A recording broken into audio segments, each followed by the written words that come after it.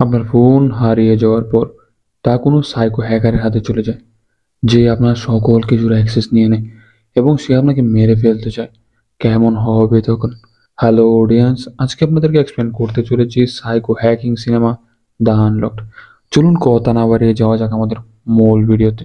সিনেমার শুরুতেই আমরা নামি নামে একটি মেয়েকে দেখানো হয়, যার দিন শুরু হয় সেল ফোন দিয়ে। ঘুম থেকে উঠে বন্ধুদের সাথে চ্যাট, সোশ্যাল মিডিয়াতে পোস্ট করা, গুগল ম্যাপের মাধ্যমে ট্রাভেল করা। আজকাল এইসব কেই বা না করে, নামি এর সব কিছুই করে। এবং অনলাইনে পণ্য বাই করা, লেনদেন করা, পেমেন্ট করা, সব কিছু তার ফোনের মাধ্যমেই হয়ে থাকে। তার সেল ফোনে তার ক্রেডিট কার্ড থেকে শুরু করে তার ফিঙ্গারপ্রিন্ট সব কিছুই ছিল। তারপর একদিন নামি তার বন্ধুদের সাথে খুব বেশি ড্রিঙ্ক করে ফেলে এবং বাড়িতে আসার সময় সে পাবলিক ট্রান্সপোর্টে তার সেল ফোন হারিয়ে ফেলে। এটাই ছিল এই নামের জীবনের সবচেয়ে বড় ভুল, কারণ তার ফোন একটি অপরিচিত ব্যক্তির হাতে চলে গিয়েছিল। তারপরে সেই অপরিচিত লোক জো ইয়ংকে দেখতে পাই। তারও দিন শুরু হয় সোশ্যাল মিডিয়াতে পোস্ট করার মাধ্যমে, কিন্তু তাও অন্য কারো অ্যাকাউন্ট থেকে, যা অন্য কারো নামে। নামির ফোনও তার কাছে ছিল। যখন নামির বন্ধু তাকে কল করছিল, তখন সে একটি মেয়ে কণ্ঠে বলে যে নামি গত রাতে ফোন পাবলিক ট্রান্সপোর্টে ফেলে চলে এসেছিল। তারপর নামির বন্ধু যখন নামির বাড়িতে আসে, সে নামিকে কোথাও খুঁজে পায় না। নামি এতই ড্রিঙ্ক করেছিল যে তার হুঁশ একদমই ছিল না। সে তার রুমের বাইরে ছাদে গিয়ে ঘুমিয়ে পড়েছিল। যখন তার হুঁশ ফিরে আসে, সে তার ফোন খুঁজতে থাকে, কিন্তু তার কোথাও খুঁজে পায় না। সর্বত্র তার সেলফোন খোঁজা শুরু করে দেন। তারপর তার বন্ধু তাকে বলে যে সে গত রাতে সেলফোন পাবলিক ট্রান্সপোর্টে ফেলে চলে এসেছিল। এদিকে জয়ং শুধুমাত্র তার নামের মাধ্যমে, সোশ্যাল মিডিয়ার মাধ্যমে ইনামি সম্পর্কে অনেক ইনফরমেশন কালেক্ট করে ফেলে। আর তখন নামি তাকে কল করে, আর সে তার সেল ফোনের সম্পর্কে সব কিছু জিজ্ঞাসা করে। জয়ং আগের মতো মেয়ের কণ্ঠে নামির সাথে কমিউনিকেট করে। জয়ং তাকে ফোন ফিরিয়ে দেওয়ার জন্য তাকে ক্যাফেতে দেখা করতে রাজি হয়। নামির সাথে কথা বলার পর জয়ং নামির পাসওয়ার্ড আনলক করার চেষ্টা করে, কিন্তু সে পাসওয়ার্ড খুলতে ব্যর্থ হয়। তাই সে ফোন জোরে আঘাত করে টেবিলের উপর এবং ফোনের স্ক্রিন ভেঙে ফেলে। এটা সে রাগের মাথায় একদমই করেনি, কিন্তু এর পিছনেও একটি উদ্দেশ্য ছিল, যা আমরা পরবর্তীতে জানতে পারবো। নেক্সট সিনে আমরা দেখতে পাই পুলিশে একটি মেয়ের ডেথ বডি পায়। লাশের অবস্থা এতই খারাপ ছিল যে তা শনাক্ত করা খুবই কঠিন ছিল। ডেথ বডির ফেস বিকৃত করা হয়েছিল এবং তার আঙুলগুলো কেটে ফেলা হয়েছিল যাতে আঙুলের চাপ মুছে যায়। পুলিশ অনেক খোঁজাখুঁজির পরও মৃতদেহের কাছে কোনো এভিডেন্স খুঁজে পায়নি, একটি প্লান্ট ফিট ছাড়া। তাও ছিল ক্রাইম সিন থেকে একটু দূরে। হত্যাকাণ্ডের তদন্ত কর্মকর্তা উজিমান ঘটনাস্থলে যায়, যে তাকে দেখে খুবই অবাক হয়েছিল, কারণ সে ভালো করে জানতো যে এই গাছটি তার ছেলে জো ইয়ং রোপণ করেছিল। উজিমানের সঙ্গী তাকে বলেছে আমাদের জো ইয়ংকে গ্রেফতার করা উচিত, কারণ সে ছাড়া অন্য কেউ এই গাছ সম্পর্কে জানে না। কিন্তু উজিমান বলে সে 7 বছর ধরে আমাদের থেকে দূরে, আর তার লোকেশনও পরিবর্তন হয়নি। যদি সে এমন করতো তাহলে সে একই জায়গায় থাকবে কেন? নেক্সট সিনে আমরা নামিকে দেখি, যে ক্যাফেতে এসেছে। ক্যাফের টেলিফোনে তার জন্য একটি কল আসে। সেই মেয়েটি কল করেছিল, যার সাথে দেখা করতেছিল, আই মিন জো ইয়ং। সে বলে ঘটনাক্রমে তার হাত থেকে ফোন পড়ে যায়, যার ফলে ফোনের স্ক্রিন ভেঙে গিয়েছিল। তাই সে ফোন মেরামত করতে দেয়, তাকে একটি ঠিকানা দেয়, আর বলে সে যেন ওই জায়গায় চলে আসে। নামি যখন সেই জায়গায় যায়, তখন জো ইয়ং ফেস হাইড করে নামির সামনে আসে, আর তার সাথে কোনো কথা না বলে তাকে ফর্মালিটি পেপার দেন, যাতে তার ফোন পাসওয়ার্ড লিখতে হয়। ফোন রিপেয়ার করার সময় তার ফোনে এক প্রকার ভাইরাস ইনস্টল করে দেয়, ড্রয়ার থেকে থাকা একটি ফোনের সাথে কানেক্ট করে নেয়। নামিকে ফোন ব্যাক করার পর সে পিসির সামনে বসে থাকে। যখন নামি তার ফোন ওপেন করেন, তখন জুয়াং এর সামনে থাকা একটি ফোন অটোমেটিকলি অপারেট হতে থাকে। আসলে নামি তার ফোনে যাই করুক না কেন, জুইয়ং তা ঘরে বসেই দেখতে পারবে। এভাবে জুইয়ং নামের ফোনের কমপ্লিট অ্যাক্সেস নিয়ে নেয়। নামির ফোনে ফ্রন্ট ক্যামেরা দিয়ে দেখতে পারে নামি কি করছে, কোথায় যাচ্ছে। একদিন সে নামির সামনে ফেস রিভিল করে। সে নামির ক্যাফের রেগুলার কাস্টমার সেজে যায়। নামির কাছে রেগুলার একই ড্রিঙ্ক অর্ডার করে, যা ক্যাফেতেই ছিল না। এই সুযোগে নামের সাথে সে কিছু কথাবার্তা বলে নেয়। নেক্সট সিনে উজিমান তার বাড়ির সামনে গাড়িতে বসে থাকে, কেননা তার কলিগ তাকে বলেছে হয়তো তার স্ত্রী তার আড়ালে জয়িয়াং এর সাথে দেখা করে। উজিমান বলে এসব হতেই পারে না, জয়িয়াং এর সাথে আমাদের কোনো সম্পর্ক নেই, কোনো যোগাযোগ নেই। সে ঘরে গিয়ে তার স্ত্রীর ফোন চেক করে জানতে পারে তার স্ত্রী এবং জুইয়ং তারা লুকিয়ে কথা বলে, কারণ জুইয়ংকে তার বাবা একদম পছন্দ করে না। নেক্সট আমরা জুইয়ংকে দেখি, সে নামির ফোনের মাধ্যমে নামির নজর রাখতে শুরু করে। যতক্ষণ না আমি ফোন ব্যবহার করি ততক্ষণ নামের ফোনে কি করছে তা নজর রাখে। যখন নামি ফোন রেখে ঘুমিয়ে পড়ে তখন নামি নিজে নিজে ফোন অপারেট হতে থাকে। এর আসল কারণ হলো জো ইয়ং এর কাছে নামির ফোনের অ্যাক্সেস আছে, যার মানে হলো দুই ফোন থেকে কোনো এক ফোন ব্যবহার করলে অন্য ফোন অটোমেটিকলি অপারেট হবে। নামির ফোনের মাধ্যমে ইনফরমেশন কালেক্ট করে ফেলে। নামি কখন উঠে, কি করে, তার ঘরে কি লক আছে কি নেই, কার সাথে মিশে, কোন ব্যাংক অ্যাকাউন্টে কত টাকা আছে, তার পছন্দ অপছন্দ কি, নামি সিক্রেটলি কোম্পানির প্রোডাক্ট এক্সচেঞ্জ করছে তা সব কিছু জেনে যায়। নামি কার সাথে বেশি ক্লোজ সেটাও জেনে যায়। নামির অফিসের বস নামিকে আজ খুশি হয়ে তার স্যালারি 2 গুণ করে দেয় আর বলে কাউকে এই সম্পর্কে কিছুই বলবে না। তারাও যদি এইসব জেনে যায় তারাও বেশি স্যালারি ডিমান্ড করবে। একদিন জুইয়ং নামির ঘরে যায়। নামির ঘরে থাকা এক একটি জিনিস সে চেক করতে থাকে আর সেখানে নামির একটি পুরাতন ফোন দেখতে পায়। তার সাথে কি করবে আপনারা বুঝে গিয়েছেন। তারপর নামির ব্যাংক অ্যাকাউন্ট থেকে টাকা তুলে, যেহেতু নামির ফোনের সম্পূর্ণ অ্যাক্সেস জুইয়ং এর কাছে ছিল, যার জন্য সবকিছু জানতেই পারেনি। এদিকে উজিমান লুকিয়ে জুইয়ং এর ঘরে যায়। তার থেকে এভিডেন্স খুঁজে পায়, যা থেকে বোঝা যায় জঙ্গলে পড়ে থাকা লাশের খুন জুইয়ংই করেছিল। তখন এই জুইয়ং এর ঘরে চলে আসে আর সে বুঝে যায় তার ঘরের ভিতর তার বাবা তল্লাশি করছে। উজিমান প্রতিটি জিনিসের ভিডিও করতে থাকে। ততক্ষণে জুইয়ং উজিমানের ফোন হ্যাক করে ফেলে আর মেসেজ করে বলে ভালো করে জানে তার বাবা তার ঘরের ভিতরে আছে। যার ফলে উজিমান জুইয়ংকে খুঁজতে বাইরে যায়। জুইয়ং তাকে কিছু ফটো সেন্ড করে, যা দেখে উজিমান মনে করে পাশের বাসার ছাদ থেকে এই ছবিগুলো তোলা হয়েছে। আর উজিমান সেই ছবির পিছনে দৌড়তে শুরু করে। গিয়ে এসে লক্ষ্য করে যা জুইয়ং এর কোনো প্ল্যান ছিল। আসলে জুইয়ং তার ঘরেই ছিল। এই সুযোগে তার ঘর থেকে সকল প্রমাণ লুকিয়ে ফেলার চেষ্টা করছিল। যাওয়ার সময় জুইয়ং তা সেই ক্যাফেতে যায় স্পেশাল ড্রিঙ্ক অর্ডার করে, যাতে নামির বাবা ছিল। নামির বাবা তারকে চিনে ফেলে, তার জন্য জুইয়ং সেখান থেকে চলে যায়। এই ক্যাফেতে নামিও ছিল। যাওয়ার সময় নামিকে তার বাবা বলে জুইয়ং টাইপের ছেলে থেকে সব সময় দূরে থাকুন। নামি তার কথায় রিয়্যাক্ট করে আর এইসব কথা জুইয়ং সব কিছুই শুনেছিল। রাতে নামি তার বেস্ট ফ্রেন্ডের সাথে জুইয়ংকে নিয়ে কথা বলতে থাকে আর মোবাইলের দিকে তার নজর একদম সরে যায়। এই সুযোগে জুইয়ং নামির ফোন থেকে তার বাবার ফোনে সরি বলে মেসেজ করে আর একটি লিঙ্ক পাঠায় আর এই অ্যাপ ইনস্টল করতে বলে, যাতে নামির ফোন হারিয়ে গেলে খুঁজতে অসুবিধা না হয়। এই অ্যাপ্লিকেশন ইনস্টল করার সাথে সাথে নামির বাবার ফোনের অ্যাক্সেস জুইয়ং নিয়ে নেয় আর মাঝরাতে গেটের সামনে নামির বাবার নামে একটি গিফট বক্স রাখে। যখন নামির বাবা তার নিতে আসে তখন নামির বাবাকে পিছন থেকে কে যেন হাত আঘাত করে।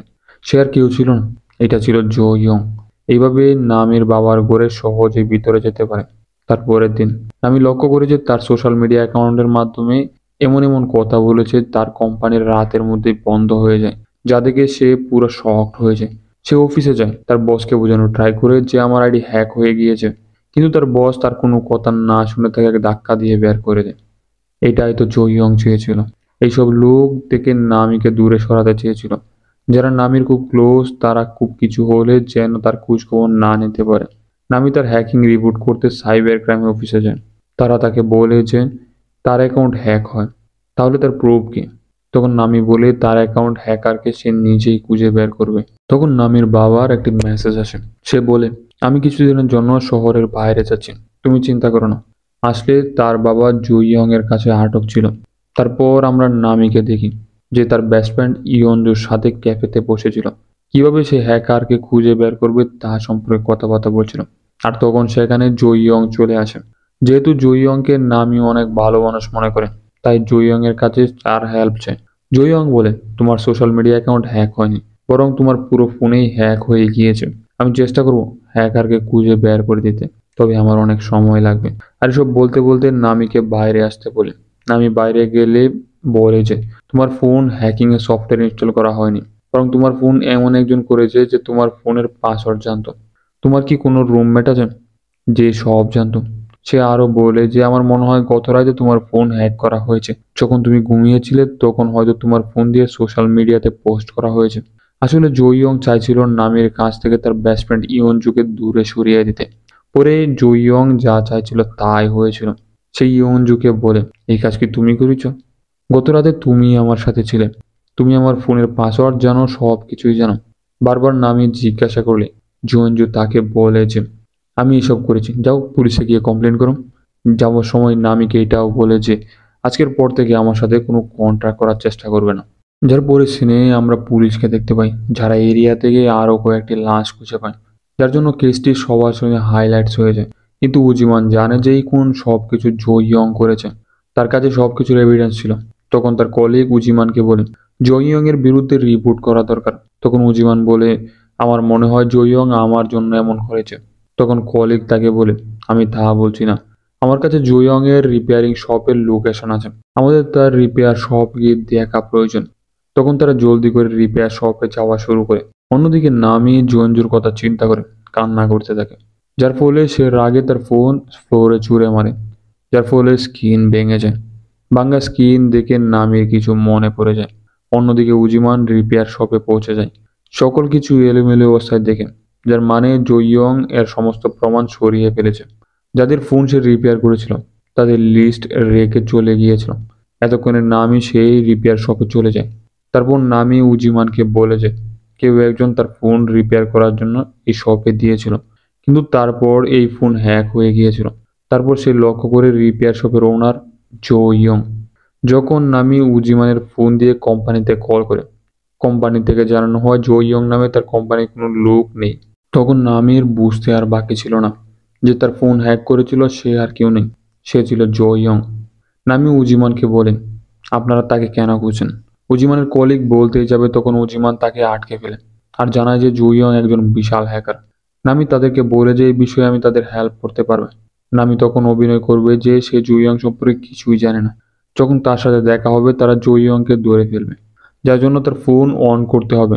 যদি জো ইয়ং এর সন্দেহ হয় তাহলে সে নামির সামনে কখনোই আসবে না, আর এমন অন্য কারোর সাথে করবে যাতে অফিসার রাজি হয়ে যায়। তারপর নামি তার ফোনে অন করে এবং জো ইয়ংকে মেসেজ করে, তুমি আমার সাথে দেখা করতে পারো, তাছাড়া আমার ল্যাপটপও চেক করতে হবে, হতে পারে সেই হ্যাকার আমার ল্যাপটপও হ্যাক করে ফেলেছে। এই কথা শুনে জো ইয়ংও রাজি হয়ে যায়। জো ইয়ং এরকম ভাবে রেডি হতে থাকে যেভাবে নামি তাকে দেখতে চায়। নামিও খুশি খুশি ডিনার জন্য রেডি হতে থাকে জো ইয়ংকে ধরার জন্য, কারণ নামিও জেনে গিয়েছিল জো ইয়ং এইসব করেছে। যেহেতু ক্যামেরার সাহায্যে সে সব কিছু দেখছিল, তাই ক্যামেরার সামনে হাসি মুখে থাকে। অন্যদিকে উজিমানের বাইরে জো ইয়ং এর জন্য অপেক্ষা করতে থাকে। যখন জো ইয়ং আসে পুলিশ তাকে গান পয়েন্টে নিয়ে নেয়। তখন জো ইয়ং এর মনে পড়ে তার বাবা 7 বছর ধরে দেখেনি, তাই তার বাবাকে চিনতে পারেনি। তাই এ কারণ দেখিয়ে অভিনয় করে শুরু করেন, আপনারা বোধহয় ভুল কিছু হয়েছে। তখন অফিসার এসে বলে আপনার আইডি দেখান। সে উল্টো বলে আপনাদের আইডি দেখান, আমার মনে হচ্ছে আপনারা পুলিশ অফিসার নয়। এই বলে মোবাইল বের করে ভিডিও করতে থাকে, যার জন্য অফিসার তাকে যেতে বলে। যেহেতু নামি জো ইয়ংকে বারবার কল করতে থাকে, জো ইয়ং কল ধরে বলে যে আমার জরুরি কাজ পড়ে গেছে, 1 সপ্তাহ পরে কথা হবে। এই বলে সে তার ফোন অফ করে দেয়। তখন উজিমানের সাথে দেখা করে আর সব কিছু বলে। এইদিকে অফিসার্স 1 সপ্তাহ অনেক দিন, তার আগেই জো ইয়ংকে ধরতে হবে। তখন নামি বলে আমার কাছে পুরনো ফোন আছে, যদি আমি তা ব্যবহার করি জো ইয়ং ফার্স্টেড হয়ে যাবে, সে জলদি ব্যাক করবে। অন্যদিকে উজিমানের ছেলে জো ইয়ং এইসব খুন করেছে তা পুরো পুলিশ স্টেশন ছড়িয়ে গিয়েছিল, যার জন্য অনেক ভয়ে ভাবে যে উজিমান এই খুনের সাথে জড়িত। যার জন্য উজিমান অনেক চিন্তিত হয়ে পড়ে, যার নামিকে বলে যে তারা পুলিশ স্টেশনে যাচ্ছে, কিন্তু আপনারা এখানে একলা থাকা ঠিক হবে না, আশেপাশে কি আপনার কেউ বাড়িতে আছে? নামি বলে তার বাবার কথা। অফিসাররা তাকে বলে তার বাবার কাছে নিয়ে যেতে। যাওয়ার পর তাকে কন্ট্যাক্ট নাম্বার দেন আর বলে কোনো ভুলভাল কিছু হলে আমাদের কল করবে। একটি কার্ডে কিছু লেখা লিখেন, নামি পুলিশের দেখা যায়, আমি আপনাদেরকে মেসেজ করতে থাকবো, যদি কোনো কারণবশত মেসেজ আসা বন্ধ হয়ে যায় তাহলে বুঝে যাবেন আমার সাথে খারাপ কিছু হতে চলেছে। তারপর নামি তার বাবার রুমে যায়, গিয়ে দেখে তার বাবা ঘুমাচ্ছে, যার ফলে সে কোনো কিছু চিন্তা না করে তার রুমে চলে আসে এবং সে ফোন অন করে। তখন জো ইয়ং তাকে মেসেজে বলে, আমি জেনেছি তুমি তোমার ফোন চেঞ্জ করে ফেলেছ, আমিও আমার ফোন চেঞ্জ করে ফেলেছি। আর তার নাম্বার দেন। যখন ওই নাম্বারের নামে কল করে সে শুনতে পায় তার উপরের রুমে মোবাইলের আওয়াজ পাওয়া যাচ্ছে, যার জন্য সে জেনে যায় জো ইয়ং তার বাবার রুমে। সে তাড়াতাড়ি তার বাবার রুমে যায়, গিয়ে দেখে তার বাবা রুমেই ছিল না। তখন সে অফিসারকে কল করতেই যাবে, কিন্তু তখন থেকে তার ফোন অটোমেটিকলি কাজ করতে শুরু করেছে। সে বুঝে যায় এই ফোনও জো ইয়ং এর কন্ট্রোলে। তার বাবাকে খুঁজতে সে বাইরে যায়, তখন তার সামনে জো ইয়ং চলে আসে আর নামি জিজ্ঞাসা করেন আমার বাবা কোথায়? তখন জো ইয়ং একটি ভিডিও দেখায় যে তার বাবাকে কোথাও বন্দি করে রেখে দিয়েছে। নামি জো ইয়ংকে বলে যে তুমি আসলে আমাদের কাছে কি চাও? জুয়াং বলে, আমি আসলে কিছু টাইম লুকিয়ে থাকতে চেয়েছিলাম, কিন্তু তোমার কারণে সব কিছু বেঁচতে গিয়েছে। তখন নামি বলে, তুমি যা বলবে আমি তাই করব, কিন্তু আমার বাবাকে তুমি ছেড়ে দাও। জুইয়ং বলে যে, যেহেতু তুমি বলেছো অফিসারকে মেসেজ করবে, তাহলে এখনই মেসেজ দাও, বলো কাল সকালে তোমার সাথে দেখা করবে। নামিও তাই করে আর বলে, তুমি অনেক কষ্ট করেছো, এবার রেস্ট নাও। অন্যদিকে উজিমান জানতে পারে যে জঙ্গলে পাওয়া লাশের সাথে তার ছেলের ডিএনএ মিলে গিয়েছে, যার মানে হলো তার ছেলে 1 বছর আগে মারা গিয়েছিল। তাহলে এই ছেলেকে। আর তখন নামিকে দেখায় যে তার বাবাকে বাথরুমে বেঁধে রেখেছে আর চাকু ধরে বলে, আমি যা বলি তুমি তাই করো, নয়তো তোমার বাবাকে মেরে ফেলবো। নামিও তার কথা মেনে নেয়, যার ফলে হাত পা বেঁধে নামিকে বন্দি বানিয়ে ফেলে। আর নামি বলে, তুমি যা বলেছো আমি তাই করেছি, এখন তুমি আমার বাবাকে ছেড়ে দাও, আমার বাবাকে মুক্তি করে দাও। তখন নামিকে বলে যে, আমি বলেছিলাম তোমার বাবাকে মুক্তি দেব, এই যে করে দিয়েছি, এই বলে বাথরুমের পানি ছেড়ে দেয়, যাতে আস্তে আস্তে তার বাবা যেন মারা যায়। যা দেখে নামি জুড়ে জুড়ে চিৎকার করতে থাকে। আর জইয়ং বলে, তাহলে তুমি তোমার বাবাকে মেরে ফেলো। এই বলে নামিকেও বাতে ফেলে দেয়। নামির বাঁচার জন্য স্ট্রাগল করতে থাকে, কিন্তু নিজেকে বাঁচানোর চেষ্টায় সে তার বাবাকে ডুবিয়ে দেয়। আর সে লক্ষ্য করে যে নিজেকে বাঁচানোর জন্য তার বাবাকে হত্যা করে ফেলেছে। আর তখন সিং ব্ল্যাক হয়ে যায়। আর তখন জইয়ং আসে। আর নামির এই অবস্থা দেখে সে খুবই খুশি হয়ে যায়। আর নামির একটি পিক তুলে তার ওয়ালপেপারে লাগিয়ে দেয়। জইয়ং যখন রুমে আসে তখন নামির লেখা সেই পেপার চোখে পড়ে। তা হাতে নিয়ে দেখে তাকে বলে, নো মেসেজ, অনলি কল। কারণ নামি বুঝতে পেরেছিল তার এই ফোনও হ্যাক হতে পারে, তাই নামি লিখে মেসেজ দিয়েছিল। নামির হাত দিয়ে মেসেজ সেন্ড করিয়ে সে নিজের পায়ে নিজেই কুড়াল মেরে ফেলেছিল। তো তখন অফিসাররাও সেখানে চলে আসে আর তাকে গান পয়েন্টে নিয়ে নেয়।